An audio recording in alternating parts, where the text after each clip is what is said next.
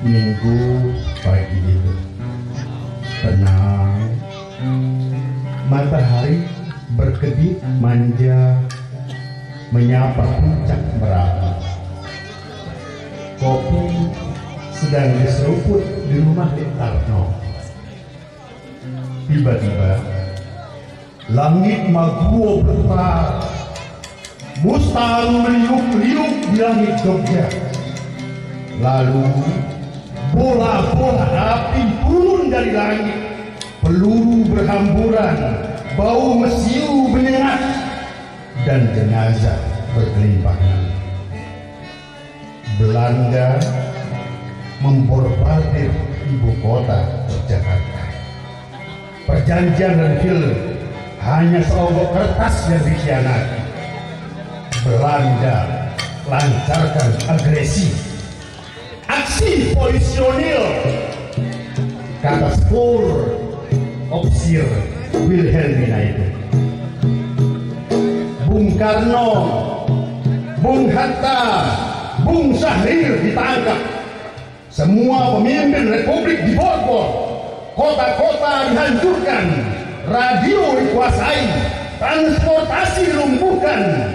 Jenderal Spur dengan gagah berkata, Indonesia sudah tiada. Dunia terpana.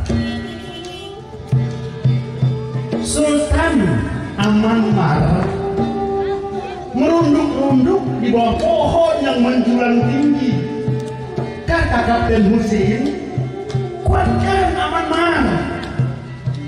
Darah merah ini masih mengalir. Tiada pasrah, tiada menyerah. Bahan dirakit, kabel disambung, mesin dinyalakan, dan mikrofon pun menyala. Di sini Indonesia masih ada. Di sini Indonesia masih ada. Di sini Indonesia masih ada. Rakyat masih ada. Pemimpin masih ada. Wilayah masih ada. Indonesia masih ada.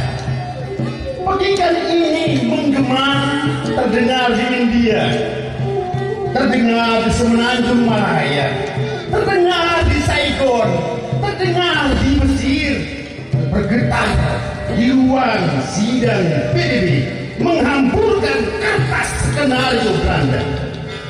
Pemuda-pemudi Indonesia bergerak, dada berkobar, tangan dikepalkan, senjata menyala, merah putih dilanjutkan, dan Indonesia tegak berdiri sebagai bangsa.